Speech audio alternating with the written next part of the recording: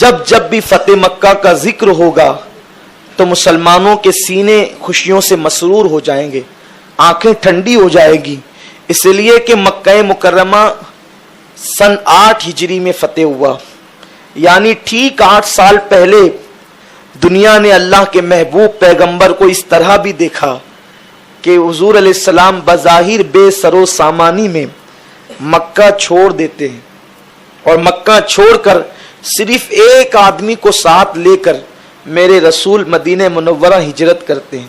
صرف 8 سال پہلے کی بات، 8 سال پہلے ایک اپنے ساتھی کو ساتھ لے کر میرے رسول مکے سے نکلتے ہیں، لیکن یہ اللہ کے نبی کا عزم تھا، غیب دانی تھی کہ جب میرے رسول نے کعبہ شریف کا آخری طواف کیا تو فرمایا اے کعبہ تو مجھے بہت محبوب ہے، اگر میری قوم مجھے نہ نکالتی تو میں کبھی بھی تجھے چھوڑ کر نہ جاتا، اے کعبہ میں جا رہا ہوں لیکن انشاءاللہ بہت جلدی لوٹ کر آؤں گا۔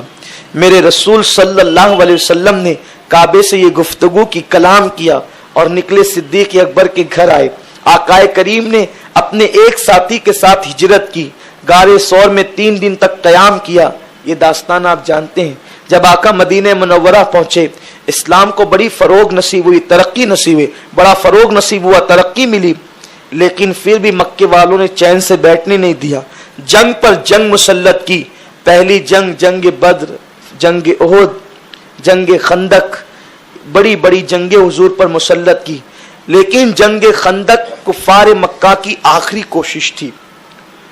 پورے عرب سے سارے قبیلوں کو بہکا کر کے انہوں نے لائے تھے اور ہزاروں کی تعداد ان کی تھی، لیکن اللہ نے ایک آندھی چلائی اور وہ آندھی کی وجہ سے وہ سب بھاگ گئے۔ آقا نے فرمایا اب کبھی یہ نہیں آئیں گے، انشاءاللہ ہم جائیں گے۔ اب اللہ کے رسول نے فرمایا تھا۔ پھر میرے آقا صلی اللہ علیہ وسلم عمرہ کی نیت سے مکے سے نکلے اور مدینے سے نکلے، مدینہ شریف سے، اور مکے کی طرف۔ حدیبیہ کے میدان میں آپ کو روک دیا گیا کہ ہم آپ کو عمرہ نہیں کرنے دیں گے، مشرک عمرہ کریں، بت پرست عمرہ کریں، جاہل عمرہ کریں، لیکن محبوب خدا کو عمرہ کی اجازت نہیں، ظلم کی حد، ظلم کی انتہا۔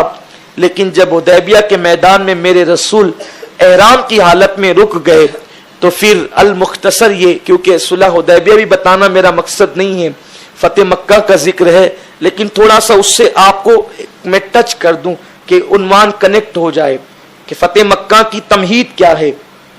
آقا احرام کی حالت میں اپنے کم و بیش 1500 صحابہ کے ساتھ بغیر ہتھیار کے آئے ہیں۔ وہ کہتے ہیں کہ آپ مکے پہ قبضہ کرنے کے لیے آئے ہیں اور آپ اسی بہانے قبضہ کرو گے۔ آقا فرماتے ہیں اگر مجھے لڑنا ہوتا یا مکے پہ قبضہ کرنا ہوتا تو میں احرام باندھ کے کیوں آتا؟ ہم تو عمرہ کے لیے آئے، ہمیں جانے دو، ہم وعدہ کرتے عمرہ کر کے واپس چلے جائیں گا، نہیں کرنے دیں گے۔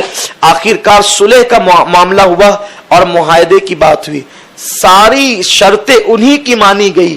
صحابہ تڑپ تڑپ گئے، یا رسول اللہ ہم اتنی دب کر صلح کیوں کر رہے ہیں، ہم اتنی دب کر صلح کیوں کر رہے ہیں، کیا ہم حق پر نہیں ہیں، کیا ہم حق پر؟ آقا فرماتے ہیں ہم حق پر ہیں، اور جو کچھ ہو رہا ہے اللہ کی مرضی سے ہو رہا ہے، بہتر ہوگا۔ صلح کے اندر یہ بات طے ہوئی تھی کہ 10 سال تک اب ہم ایک دوسرے سے جنگ نہیں کریں گے، 10 سال تک اب ہم ایک دوسرے سے جنگ نہیں کریں گے۔ غالباً یہ معاہدہ 6 ہجری میں ہوا، 10 سال تک کہ ہم ایک دوسرے سے جنگ نہیں کریں گے۔ اس کے بعد دوسری شرط یہ بھی تھی کہ جو قبیلہ عرب کا چاہے وہ تمہارے ساتھ اتحاد کر لے، جو چاہے ہمارے ساتھ کر لے، لیکن جو ہمارے ساتھ اتحاد کر چکا ہے تم ان کو بھی جنگ، ان کے ساتھ بھی جنگ نہیں کرو گے، اور جو تمہارے ساتھ اتحاد کر چکا ہے مجھ سے بھی جنگ ہم بھی نہیں کریں گے۔ اور اس کے بعد ساری شرطیں انہی کی کہ اگر کوئی شخص مکے سے مدینے آنے چاہے تو نہیں آ سکتا ہجرت کر کے، لیکن اگر کوئی مدینے سے معاذ اللہ مدینہ چھوڑ کر مکہ آنا چاہے تو آ سکتا ہے۔ بلکہ ایک صحابہ آئے بھی مسلمان ہو کر مدینہ شریف، حضور نے کہا کہ ہم معاہدہ کر چکے، آپ واپس چلے جاؤ۔ آقا نے ان کو واپس کر دیا۔ یعنی اتنے معاہدے کی پابندی ہوتی رہی، بلکہ جب معاہدہ اللہ اکبر لکھا گیا تو آخری میں یہ لکھا یہ معاہدہ محمد الرسول اللہ کی طرف سے ہے۔ تو انہوں نے کہا ہم یہ نہیں مانیں گے، یہ لکھو کہ محمد ابن عبداللہ کی طرف سے رسول مان لے تو سب جھگڑا ہی ختم ہو جائے. معاہدہ حضرت علی مرتضیٰ لکھ رہے تھے, آپ کے ہاتھ میں قلم تھا, کیونکہ حضور علیہ السلام کی عادت کریمہ تھی, حضور دوسروں سے لکھواتے تھے, خود نہیں لکھتے تھے. اور یہ اس زمانے کے اندر جو ہے یہ بڑوں کا مزاج تھا کہ جو لوگ اعلیٰ مراتب پر فائز ہوتے وہ لکھواتے تھے. اس سے کچھ لوگوں کو مغالطہ ہوا کہ حضور کو لکھنا نہیں آتا تھا معاذاللہ. حالانکہ حضور علیہ السلام کو قرآن کے نزول سے قبل حضور علیہ السلام لکھتے پڑھتے نہیں تھے, لیکن جب قرآن نازل ہو گیا تو پھر حضور پڑھتے بھی تھے اور لکھتے بھی تھے. اس کا ذکر ابھی ہم کر رہے ہیں. تو مولا کائنات کو حضور علیہ السلام نے کہا کہ علی, یہ جو کہتے ہیں نا کہ محمد الرسول اللہ کاٹ دو تو کاٹ دو.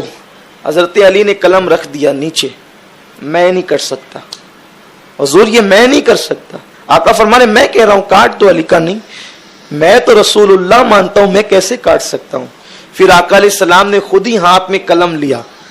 اب وہ لوگ دیکھ لے جو کہتے ہیں کہ حضور ساری زندگی حضور کو لکھنا نہیں آتا تھا, جب مولا علی نے انکار کیا کہ حضور میں یہ نہیں کاٹ سکتا, تو حضور نے قلم ہاتھ میں لیا اور اتنا حصہ کاٹ کر پھر اپنا نام خود لکھا, یہ محمد ابن عبداللہ کی طرف سے. تو حضور نے لکھ کر بتا بھی دیا کہ میں کسی کے پاس لکھنا سیکھنے گیا نہیں, لیکن میرے اللہ نے نزول قرآن کے بعد مجھے لکھنا سکھا دیا.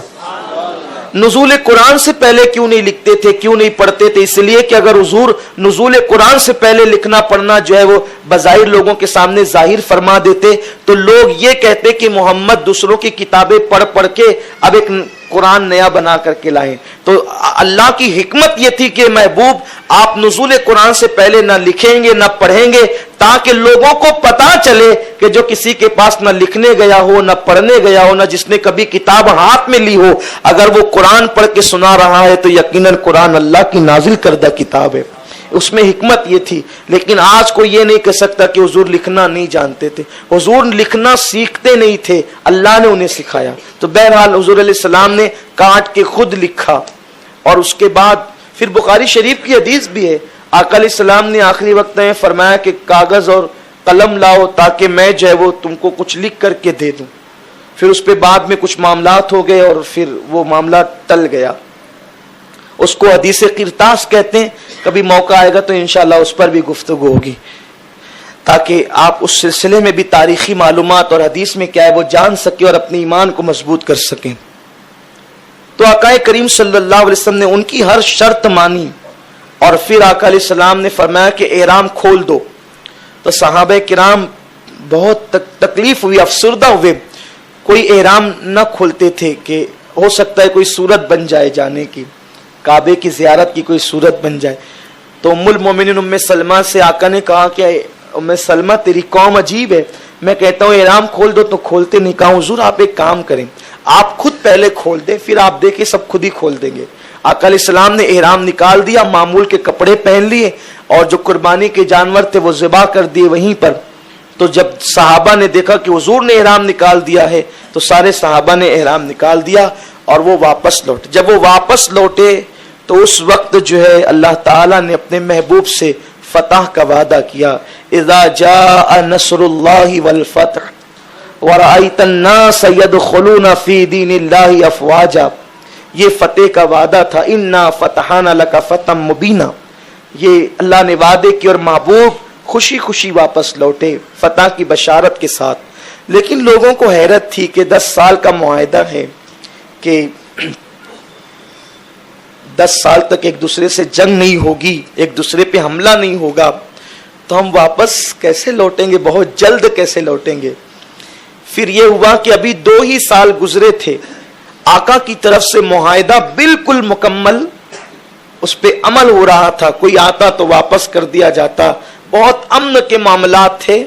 حضور علیہ السلام کے ساتھ جن لوگوں نے اتحاد کا وعدہ کیا تھا وہ بنو خزاعہ تھا, اور مکے کے کفاروں کے ساتھ جنہوں نے اتحاد کا معاہدہ کیا تھا وہ بنو بکر تھا.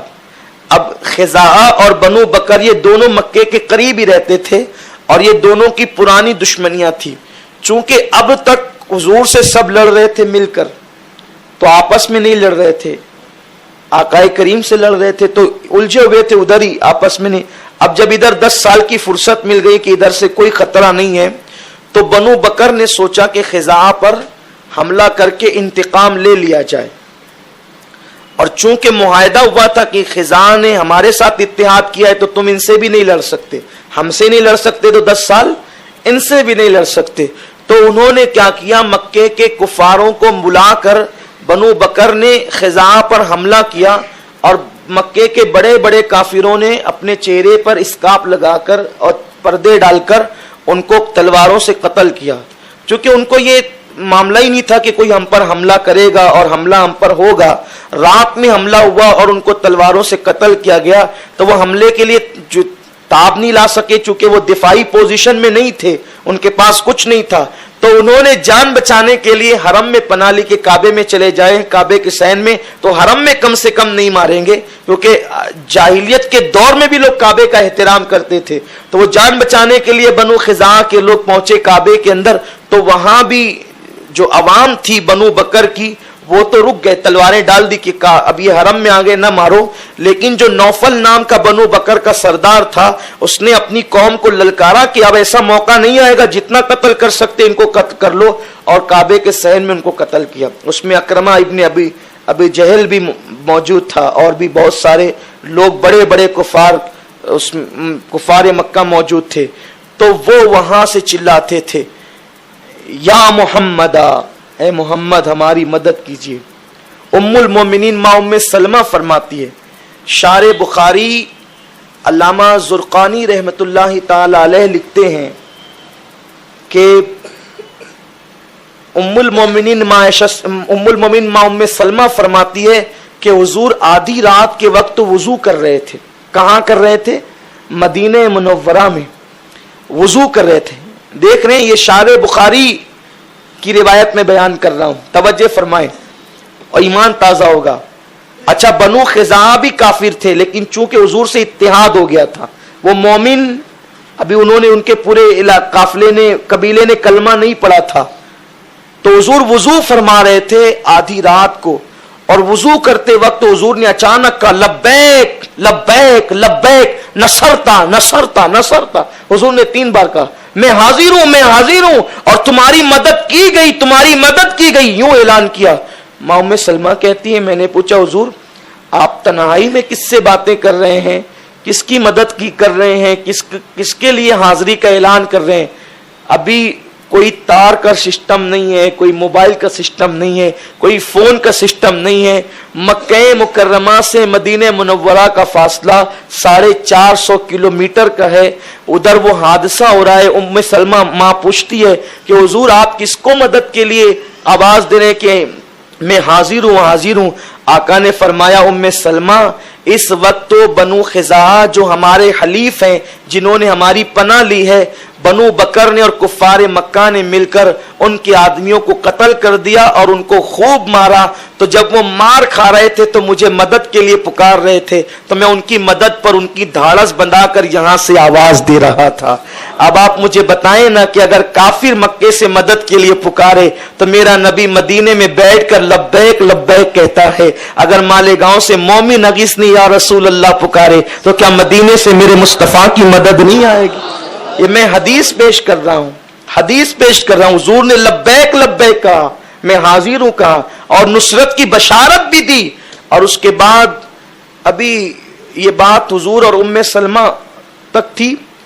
3-4 دن کے بعد وہ جو بنو خزاعہ کا قافلہ تھا وہ واپس حضور کی بارگاہ میں آیا. حضور فجر کی نماز کے لیے گئے تھے اور انہوں نے ساری داستان غم سنا دی. 13 لوگوں کو قتل کر دیا گیا تھا، وہ بھی کعبہ شریف کے صحن میں. آقا علیہ السلام نے فرمایا کہ تم جاؤ، میں تمہاری ضرور مدد کروں گا انشاءاللہ. اور اس کے بعد پھر وہ گئے تو آقا کریم صلی اللہ علیہ وسلم، دیکھیں انداز دیکھیں میرے رسول کا، چونکہ مکے والوں سے معاہدہ تھا انہوں نے توڑ دیا. تب آقا کریم صلی اللہ علیہ وسلم نے لکھا 3 شرطیں. نمبر 1 کہ جتنے لوگوں کو تم نے قتل کیا ہے، چونکہ مل کر کے تم نے قتل کیا ہے، تو تم نے جتنے لوگوں نے مل کر کے قتل کیا ہے، جتنے لوگوں کا، وہ سب کا خون بہا ادا کرو. ان کی دیت تمہیں دینی ہوگی، اس کا جرمانہ تم کو دینا ہوگا، جو بھی طے ہوگا وہ. اگر یہ نہیں کرتے تو دوسری شرط یہ ہے کہ تم یہ اعلان کر دو کہ ہم نے بنو بکر کو اپنا دوست تو نہیں رکھا, ہم ان سے الگ ہوئے, ان کو الگ کر دیا. پھر بنو بکر کو نپٹنا ہمارا کام ہے, کیونکہ اس نے ہمارے دوستوں سے, حلیفوں سے غداری کی ہے. تو تم اعلان کر دو کہ بنو بکر کے ساتھ ہمارا کوئی تعلق نہیں. اگر یہ دوسری شرط بھی نہیں مانتے تو تیسری پھر شرط یہ ہے کہ تمہارا اور ہمارا جو 10 سال کا معاہدہ ہوا تھا وہ ختم. تینوں میں کیا منظور ہے؟ تو ایک کھڑا ہوا اور اس نے کہا کہ محمد سے جا کے کہہ دو کہ معاہدہ ٹوٹ گیا. 10 سال کا جو معاہدہ ہوا تھا وہ 2 سال میں ہی ٹوٹ گیا. قاصد خبر لے کر کے چلا. اب قاصد کے جانے پر ان کے کچھ لوگ, دیکھو ہر طبقے میں, ہر قوم کے اندر کچھ لوگ ایسے ہوتے ہیں جو بہت ذہین ہوتے ہیں. تو کچھ جو ذہین لوگ تھے, سنجیدہ لوگ, انہوں نے کہا تم نے بہت برا کیا, معاہدہ توڑ کر تم نے بہت بری بات کی. اب دیکھنا محمد تمہیں چھوڑیں گے نہیں, کیونکہ تم نے جو ہے وہ ان کے حلیف قبیلے پر حملہ کیا. تو انہی دنوں ابو سفیان ابن حرب, یا ابو سفیان ابن حرب کون ہے؟ وہی جس کی وجہ سے بدر کی جنگ ہوئی, احد کی کے معاملات میں آگے رہا, مکے کا سردار تھا. اس کی بیوی ہندا تھی, یعنی یہ حضرت امیر معاویہ کے باپ ہوتے ہیں. بعد میں انہوں نے بھی اسلام قبول کیا. تو جب اسلام قبول کرنے کے بعد کی داستان بیان کی جاتی ہے تو ان کو رضی اللہ عنہ کہتے ہیں. اس سے پہلے جب داستان بیان ہوتی ہے تو احتیاطاً اسی لہجے میں گفتگو, اسی انداز میں کرتے ہیں, لیکن اس میں بھی ادب کا پہلو ملحوظ رکھتے ہیں. تو ابو سفیان بن حرب کی بیوی ہندا نے خواب دیکھا کہ میں نے خون کی ایک نہر دیکھی اور اس کے بعد وہ خون کی نہر غائب ہو گئی, اور انہی دنوں یہ واقعہ پیش آیا. تو سب لوگ ڈرے سہمے تھے. تو کہا کہ ابو سفیان تو جلدی سے جا اور کسی بھی طرح سے تو محمد کو دوبارہ صلح کے لیے, کہ وہ جو صلح حدیبیہ تھی ہم اس کی تجدید کرتے ہیں, معاہدے کی, ہم اس کے لیے تیار ہیں, آپ جو کہیں گے کرنے تیار ہیں. چونکہ یہ صلح کا فائدہ 2 سالوں میں یہ ہوا کہ مسلمانوں کو جو ریاست تھی, اسلامی ریاست مدینہ منورہ, اس میں مستحکم اور مضبوط ہونے کا موقع ملا. کفاروں کو بھی بہت نزدیک سے مذہب کو سمجھنے کا, اسلام کو دیکھنے کا موقع ملا. لوگ تیزی سے مسلمان ہوتے گئے. اس 2 سال میں بھی بہت بڑا فائدہ ہوا. تو پھر بہرحال یہ ہوا, دیکھو اللہ جو کرتا ہے بہتر کرتا ہے. اگر وہ معاہدے تک کا یہ نہیں ٹوٹتا نا, تو حضور علیہ السلام تو اسی معاہدے میں پردہ فرما جاتے, کیونکہ 6 سے لے کے 10 تک اگر معاہدہ قائم رہتا تو کب تک رہتا؟ 26 تک قائم رہتی, یا 16 تک قائم رہتا, اور 11 میں تو آقا علیہ السلام پردہ فرما گئے. لیکن اللہ کو کچھ اور منظور تھا. اللہ کے ہر کام میں حکمت ہے. شر وہ آتا ہے کہ جس میں خیر کا پہلو ہوتا ہے. تو ابو سفیان جتنی تیزی سے ہو سکے وہاں پہنچے, اور وہاں پہنچنے کے بعد انہوں نے سیدھا حضور کی بارگاہ میں کہا کہ میں اس لیے آیا ہوں کہ میں معاہدے کی تجدید کروں. آقا نے کوئی جواب نہیں دیا. آقا علیہ السلام ناراض تھے, جلال میں تھے. ابو سفیان سے کوئی بات نہیں کی. جب ابو سفیان سے کوئی بات نہیں کی تو ابو سفیان کے پرانے مکہ مکرمہ سے تعلقات تھے, کیونکہ ایک ہی وطن کے سب لوگ تھے اور رشتہ داریاں بھی تھی. تو حضرت ابو بکر صدیق اور فاروق اعظم کے پاس ابو سفیان پہنچے. کہا کہ کچھ کہہ دیتا. دونوں نے کہا کہ جب حضور کوئی فیصلہ لے لیتے ہیں نا, تو ہم لوگوں کی مجال نہیں ہوتی کہ بیچ میں مداخلت کریں. ہم کچھ تو کہا دوستی ہے, رشتہ داری ہے. کہ ہم نے ساری رشتہ داریوں کو پیر کے نیچے کچل دیا ہے. اب ہمارا دوست وہی ہے جو محمد عربی کا غلام ہے. ہم ساری رشتہ داریاں اسی رشتے کی بنیاد پر ہے, ورنہ اب ہمارے ساتھ کسی کوئی رشتہ داری نہیں ہے.